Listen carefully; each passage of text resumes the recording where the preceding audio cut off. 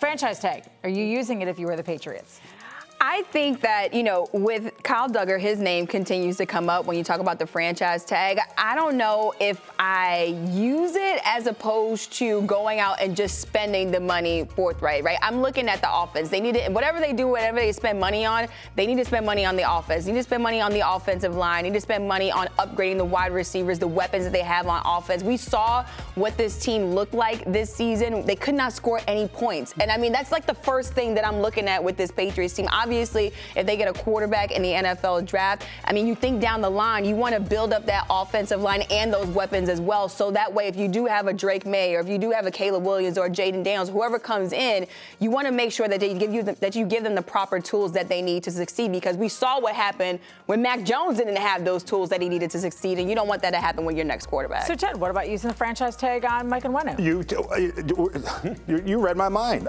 It's we're amazing. on that plant-based. We are. That's it. That's it. I had a girl. Oh, very good. I like that. But there's one guy I would consider, and then I'd have a little bit of trouble, maybe even extending the franchise tag to Mike Onwenu because he's a fifth-round draft pick. But that's a guy I don't want getting away. That was a guy that I would have targeted.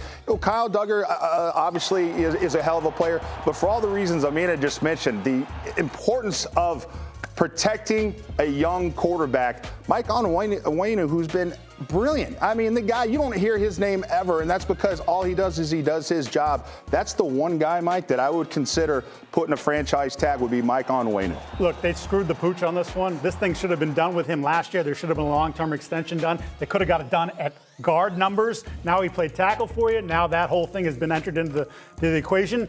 I think he still wants to play guard, but I think his agent's telling him, look, man, tell him you're playing tackle. That's where the money's at. And if I'm the Patriots, I tag him. I'm not letting him walk out the door. Too many problems with the offensive line. I want certainty with him. I know I've got it with him. Whether he's playing guard or tackle, I know he's a damn good player. Is it an overpay? Yeah, it's an overpay. But guess what? You put yourself in this position the way the offensive line looks. So guess what? This is what you got to do. And also, teams overpay all the time for good talent. And this is what free agency is all about. That's Nobody what you gets have to, that's a good deal. No, generally they're all bad deals.